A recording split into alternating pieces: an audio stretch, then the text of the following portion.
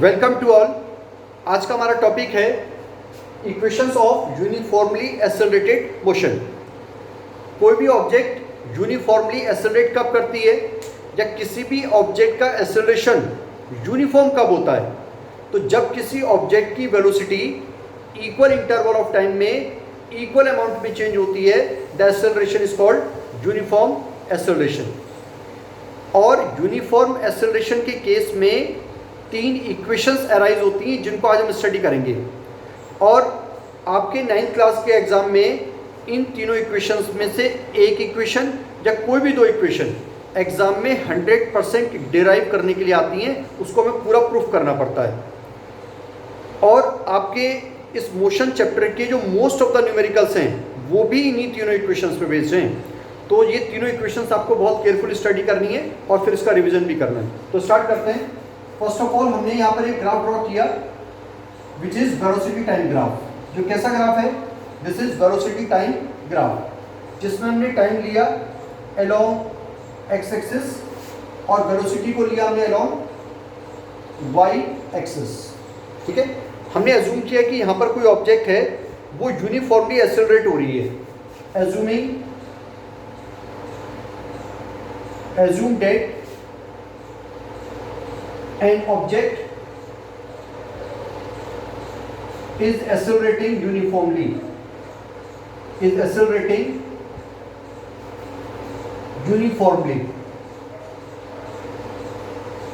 ठीक है, हमने मान लिया कि एक ऑब्जेक्ट जो यूनिफॉर्मली एक्सेलरेट कर रही है। तो लेट इनिशियल वेलोसिटी हमने माना कि जो उसकी इनिशियल वेलोसिटी है वो u है। अब वेलोसिटी को आप कौन से एक्सिस में रिप्रेजेंट कर रहे हो? y एक्सिस में। तो जब आप y एक्सिस में वेलोसिटी को रिप्रेजेंट कर रहे हो तो हमने कहा कि जब टाइम 0 है तो ये उसकी इनिशियल वेलोसिटी है। ठीक है, अब देखो जैसे बच्चों की कंफ्यूजन होती है कि इसमें हम ग्राफ में जो ये जो u v टाइम को रिप्रेजेंट कर रहे हैं वहाँ बच्चे बहुत कंफ्यूज होते हैं। तो देखो जब आप इनिशियल वेलोसिटी u एज्यूम कर रहे हो, मान लो मैं ये इनिशियल वेलोसिटी u ना बोल के 5 बोल रहा हूँ, 5, तो मैं यहाँ पर लिख रहा हूँ u और u को मैं क्या मान के चल रहा हूँ? दिस इज 5, ये u 5 है। ठीक है, तो मैं 5 को यहीं पे तो लिखूंगा ना, लेकिन ये 5 कहाँ से लेकर कहाँ तक का डिस्टेंस है? तो ये 5 यहाँ से लेकर यहाँ तक का डिस्टेंस है। जब आप रिप्रेजेंट करोगे तो 1 2 3 4 5, तो जब आप यहाँ पर 5 लिख रहे हो तो 5 यहाँ से लेकर यहाँ तक का तो डिस्टेंस तो है। तो ये जो u है ये हम कहाँ पर लिखेंगे? ये यहाँ लिखेंगे हम ऐसे, दिस इज u। ठीक है, u कितना है? 5 है। तो ये यहाँ से लेकर यहाँ तक का डिस्टेंस तो हुआ। भले आप उस 5 को यहाँ पर लिख दो 5, लेकिन वो 5 यहाँ से लेकर यहाँ तक का डिस्टेंस है। तो अगर मैं यहाँ पर u की इनिशियल वेलोसिटी मान रहे हैं तो वो यहाँ से लेकर यहाँ तक का एक एक्चुअल में डिस्टेंस है। ठीक है, अब हमने कहा कि आफ्टर टाइम t टाइम बीत गया। t टाइम के बाद हमने अज्यूम किया इट्स फाइनल वेलोसिटी, उसकी जो फाइनल वेलोसिटी है दैट इज v। वो कितनी हो गई? v हो गई। अब देखो यहाँ पर क्लियरली मेंशन है कि वो जो ऑब्जेक्ट है वो कैसे एक्सेलरेट कर रहा है? यूनिफॉर्मली। अगर वो यूनिफॉर्मली एक्सेलरेट कर रहा है तो यहाँ से जो लाइन ड्रॉ करेंगे वो कैसी लाइन ड्रॉ करेंगे? स्ट्रेट लाइन जो ड्रॉ होगी that will be a straight line, क्योंकि हमें यूनिफॉर्म एक्सेलरेशन का ग्राफ मालूम है। अब हमने अज्यूम किया कि यहाँ से टाइम बढ़ता जा रहा है, उसकी वेलोसिटी इंक्रीज होती जा रही है। कैसे इंक्रीज हो रही है? यूनिफॉर्मली। और टाइम बीत गया t, और t टाइम के बाद जब टाइम t बीत गया तो उसकी जो फाइनल वेलोसिटी है वो हो गई v। ठीक है, अब जैसे अज्यूम करो जैसे हमने इनिशियल वेलोसिटी 5 बोली थी, अब हम बोल रहे हैं भाई t टाइम बीत गया, t सेकंड बीत गए, उसकी फाइनल वेलोसिटी हो गई 20। तो ये वेलोसिटी बढ़ती जा रही, टाइम बढ़ रहा है तो वेलोसिटी इंक्रीज होते होते कहाँ पहुंच गई? 20। तो ये 20 को हम यहीं पे तो रिप्रेजेंट करेंगे ना, यहाँ पर ये ऐसे, दिस इज 20 और हम इसको यहाँ पर फाइनल वेलोसिटी को फिलहाल एज्यूम क्या कर रहे हैं? v। तो अगर मैं यहाँ पर इसको v लिखूँ तो ये v एक्चुअल में यहीं से तो स्टार्ट होगा ना, 0 1 2, वेलोसिटी तो y एक्सिस में बढ़ रही है, तो 0 1 2 3 4 5 6 7 8 9 10 ऐसे करते करते कहाँ पहुंचे? 20। तो v को हम रिप्रेजेंट कहाँ करेंगे? तो v एक्चुअल में यहाँ से लेकर यहाँ तक का डिस्टेंस है, दिस इज v। बच्चों को बड़ी कंफ्यूजन होती है कि ये यहाँ u लिखा हुआ है तो फिर आप इसको u क्यों मान रहे हो, यहाँ भी लिखा है तो इसको v क्यों मान रहे हो। तो ये कंफ्यूज नहीं होना, ये मैंने आपको फॉर्मेट बता दिया है, ठीक है। अब यहाँ से लेकर यहाँ तक का ये डिस्टेंस कितना, this is T, this is T, ये टी, मान लो 10 सेकंड बीते, तो यहाँ से लेकर यहाँ तक का डिस्टेंस ही तो 10 है ना, तो हम लोग डिस्टेंस यहाँ पर भी तो रिप्रेजेंट कर सकते हैं टी, तो दिस इज हियर टी, ये कितना है टी, ये टी टाइम हो गया, ये 1 सेकंड 2 सेकंड ऐसे करते करते 10 सेकंड बीत गए, तो यहाँ से लेकर यहाँ तक का डिस्टेंस तो 10 होगा ना, तो ये इसको हमने यहाँ पर टी रिप्रेजेंट कर दिया। अब इसी टाइम एक्सिस के पैरेलल हमने यहाँ पर एक लाइन ड्रॉ कर ली, ये ऐसे लाइन ड्रॉ करिए पैरेलल टू टाइम एक्सिस, तो अगर ये टी डिस्टेंस है तो ये डिस्टेंस भी कितना होगा, दिस विल ऑल्सो टी, ये भी कितना होगा, ये भी टी के इक्वल हो जाएगा, ठीक है।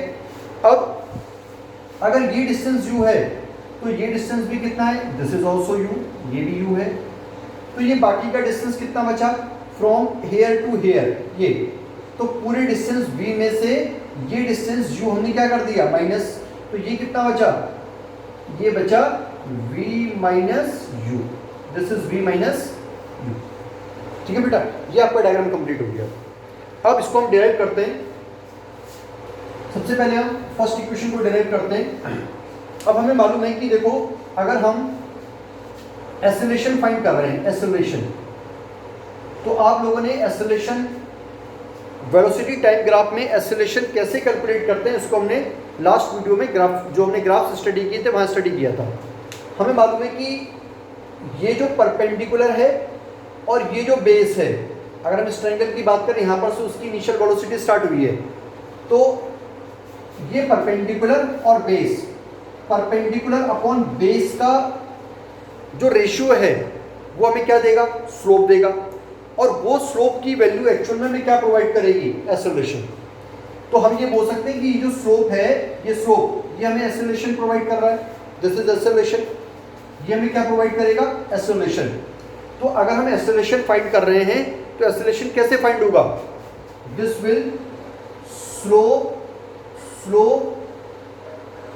ऑफ, मैं यहाँ पर नंबरिंग कर देता हूँ, लेट हियर बी ए, यहाँ पर हमने अज्यूम कर लिया यहाँ पर ए है, यहाँ पर बी है, ठीक है। तो ये जो ए बी का स्लोप है, ए बी का स्लोप ऑफ ए बी, ये हमें क्या प्रोवाइड करेगा, एक्सेलरेशन। अब आप स्लोप कैसे फाइंड करते हो, तो स्लोप एक्चुअल में परपेंडिकुलर अपॉन बेस से फाइंड होता है, तो देयरफॉर हम इसको लिखेंगे acceleration is equal to slope of A B. कैसे कैलकुलेट करेंगे हम, इस ए बी का स्लोप निकालने के लिए हमें this perpendicular upon base, perpendicular upon base का रेशियो फाइंड करेंगे तो हमें इस लाइन का स्लोप मिल जाएगा। अब वो स्लोप ही क्या है, वही तो एक्सेलरेशन है, तो हमने लिखा स्लोप कैसे, दिस परपेंडिकुलर अपॉन बेस का रेशियो, तो ए हमने यहाँ लिखा, बी हमने यहाँ लिखा, यहाँ हम लिख देते हैं C, here is C, here is C. तो हम लिख रहे हैं कितना, this B C upon A C, तो बी सी अपॉन ए सी का जो रेशियो है वही तो स्लोप है, ठीक है। तो ये हो जाएगा acceleration is equal to, B C कितना है, this is v minus u, this is v minus u, और ए सी कितना है, दिस इज टी, तो यहाँ हमने इसकी जगह क्या लिख दिया, टी लिख दिया। तो देयरफॉर इसको अगर हम क्रॉस मल्टीप्लाई करें तो ए के नीचे कितना है, हमने अज्यूम कर लिया कि नीचे कुछ नहीं है, तो हमने मान लिया 1 है, ये कितना है इसके नीचे 1। तो जब आप इसकी क्रॉस मल्टीप्लिकेशन करोगे तो ए की मल्टीप्लाई किससे हो जाएगी, टी से हो जाएगी, और 1 की मल्टीप्लाई किससे हो जाएगी, v माइनस यू से हो जाएगी। तो इसको हटा देते हैं यहाँ से, तो ये 1 की मल्टीप्लाई अगर आप v माइनस यू से करोगे तो सेम v माइनस यू रहेगा, और हम इसको क्या लिख सकते हैं, क्या लिख सकते हैं इसको, v minus u is equal to 80 में लिख सकते हैं, v माइनस यू को हम यहाँ लिया है लेफ्ट में और 80 को हम यहाँ लिया है। जब आप पूरी टर्म्स को ट्रांसफर करते हो तो no change in sign, sign change नहीं होगा। आप पूरी टर्म को यहाँ उठा के लाए हो, पूरी टर्म को वहाँ उठा के लाए हो, अगर आप साइन कन्वेंशन प्रॉपरली यूज करोगे ना तो दोबारा से ही रिजल्ट आ जाएगा। तो जब आप सारी की सारी टर्म्स को ट्रांसफर करते हो, इसको पूरी की सारी टर्म्स को लेफ्ट में, ये सारी टर्म्स को राइट में, तो there is no change in sign. अगर आप साइन कन्वेंशन यूज करोगे ना तो यही आएगा, ठीक है। और हम इसको क्या लिख सकते हैं, और it can also be written as v is equal to u plus a t. इस u को हम कहाँ ले गए, राइट हैंड साइड में। तो this is first equation of uniformly accelerated motion, ठीक है। अब स्टार्ट करते हैं सेकेंड इक्वेशन को फाइंड करने के लिए हमने क्या किया, हमने मालूम है कि जब हम वेलोसिटी टाइम ग्राफ ड्रॉ करते हैं तो ये जो लाइन का जो स्लोप, ये जो एक्सेलरेशन है, जो हमें एक्सेलरेशन प्रोवाइड कर रही लाइन, उस लाइन के नीचे का सारा area, complete area of this region, ये वाले रीजन का एरिया, ये वाले रीजन का एरिया हमें क्या प्रोवाइड करेगा, ये हमें प्रोवाइड करता है displacement. Below the line, line के नीचे का area up to time axis तक जो भी होगा वो हमें क्या प्रोवाइड करेगा, वो हमें प्रोवाइड करता है डिस्प्लेसमेंट। तो यहां अगर हम डिस्प्लेसमेंट की बात करें तो डिस्प्लेसमेंट हम कैसे फाइंड कर सकते हैं, डिस्प्लेसमेंट को हम किससे डिनोट करते हैं, स्मॉल एस। तो कैसे फाइंड करेंगे, देखो ये जो रीजन है, इस रीजन में हम इसका एरिया दो तरीके से निकाल सकते हैं। एक तो आप इस ट्रायंगल का एरिया निकाल लो ABC का, और इस रेक्टेंगल का एरिया निकाल लो, और दोनों को जोड़ दो तो ये पूरे रीजन का एरिया आ रहा है, ट्रायंगल प्लस रेक्टेंगल। और दूसरा तरीका ये है, ये भी एक ट्रेपेजियम भी है, ये दो साइड्स कैसी हैं, parallel, this is parallel to this one and this is height. तो जब कोई भी किसी भी क्वाड्रिलेटरल में कोई भी एक अपोजिट पेयर पैरेलल होता है तो वो फिगर क्या कहलाती है, ट्रेपेजियम कहलाती है। जैसे ये फिगर को आप देखोगे ना, ये वाली फिगर, इसको हम लिख लेते, नेमिंग कर लेते हैं, let it be O, let it be D, यहाँ पर हम लिख लिया इसको D। तो अगर आप इस फिगर को देखो तो ये फिगर ऐसे टू पार्ट्स में डिवाइड है, एक तो ऐसे, इसको तो हम बोल सकते हैं कि दिस इज ट्राइंगल और दिस इज रेक्टेंगल।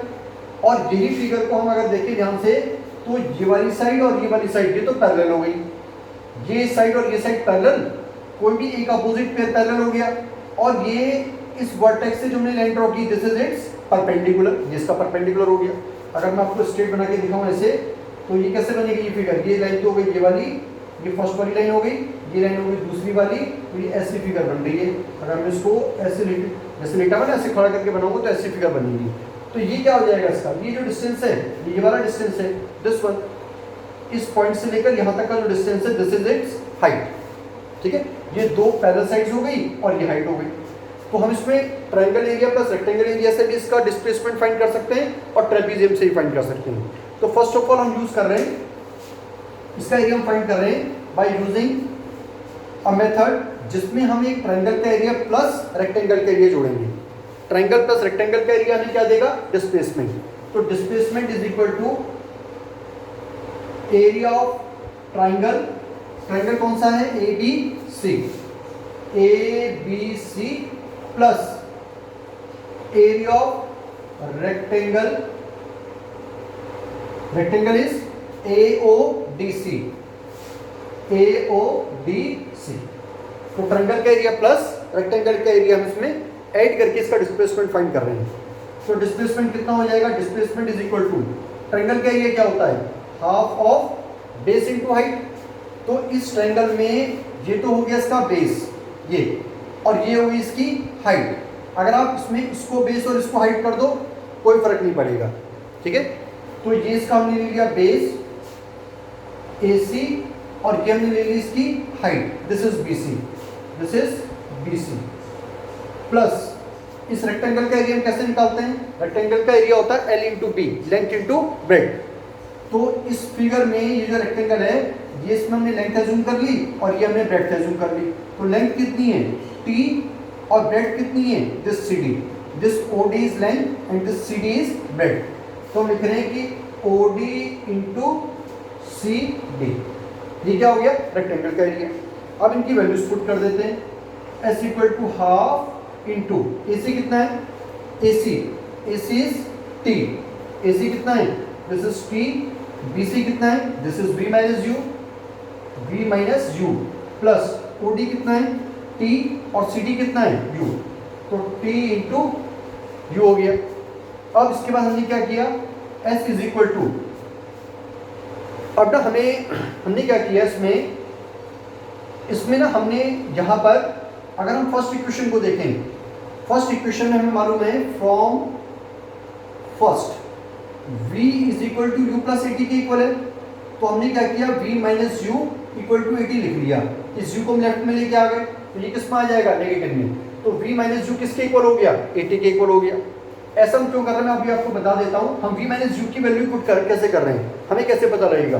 तो देखो ये हमने लिखा half into t into v minus u की जगह हमने पुट कर दिया 80, ये हमने पुट कर दिया 80 प्लस यूटी को हमने ऐसे लिखा हुआ है। तो ये हो जाएगा s इज इक्वल टू, इस u2 को हम पहले लिख लेते हैं, ut पहले लिख लिया, फिर प्लस का साइन, ut के पहले क्या साइन है, प्लस का, तो यहाँ प्लस का साइन है।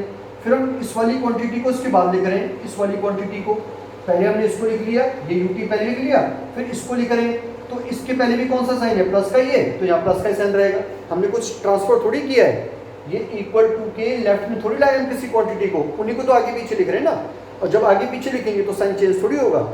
तो ये कितना है, this is half into A into t into के कितना हो गया, ये टी का स्क्वायर हो गया। ये हमारी बन गई इक्वेशन नंबर सेकंड।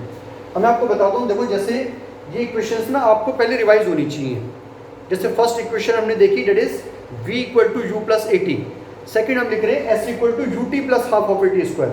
अब देखो अगर ये इक्वेशन आपको याद है कि भाई जो s है वो you t plus half of a t square के इक्वल होता है। ये इक्वेशन आगे पीछे नहीं होनी चाहिए, अगर जो फर्स्ट है वो फर्स्ट ही रहेगी, जो सेकंड है वो सेकंड ही रहेगी। अब अगर आपको ये पहले से रिवाइज है तो देखो आपको मालूम है कि इसमें कहीं भी v नहीं आ रहा है, v। तो हमने क्या किया, देखो यहाँ पर हमें पता था भाई ut तो ये रहा, ut तो हमारे पास ऑलरेडी आ चुका है। अब हमें ए टी स्क्वायर चाहिए, मतलब ये ut तो यहाँ से मिल गया हमें ut। अब इस एक्सप्रेशन से हमें क्या चाहिए, इस एक्सप्रेशन से हमें चाहिए केवल a और t। इस एक्सप्रेशन से हमें केवल क्या चाहिए, a और t। तो इस एक्सप्रेशन में ये t तो t रहेगा और ये v माइनस यहाँ से हम हटा देते हैं, क्योंकि हमें ना तो v की जरूरत है यहाँ पर हमें न तो v की जरूरत है और ना u की जरूरत है। तो हमने क्या किया, v माइनस यू की वैल्यू निकाल के उसको पुट कर दिया, तो v माइनस यू हट गया। तो जिसकी हमें एक्सप्रेशन में जरूरत नहीं है, जिसकी जरूरत नहीं है उसको हम क्या करते हैं, वहां से एलिमिनेट कर देते हैं। तो एलिमिनेट करने के लिए हमने यहाँ पर से क्या किया, इस v माइनस यू की वैल्यू पुट कर दी 80, क्योंकि हमें v और u की जरूरत नहीं है। ut हमें यहाँ से मिल गया और इस एक्सप्रेशन से हमें केवल क्या चाहिए था, ओनली a एंड t, और t तो चल ही रहा था। और इस v माइनस यू की जगह हमने इसकी वैल्यू निकाल के पुट कर दी, this is a t square. तो this is the second equation of uniformly accelerated motion. Third derive करते हैं।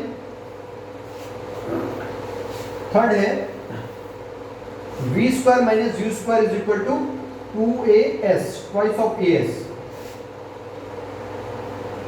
थर्ड इक्वेशन होती है, मैं यहां लिख देता हूं उसको, v square minus u square is equal to 2as।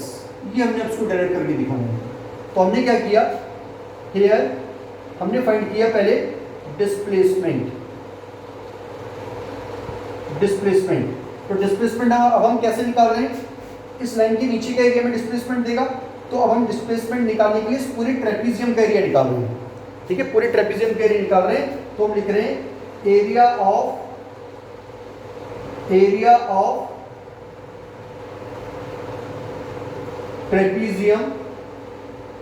Trapezium this AODB। अब हम एरिया ऑफ ट्रेपीजियम AODB का एरिया फाइंड कर रहे हैं।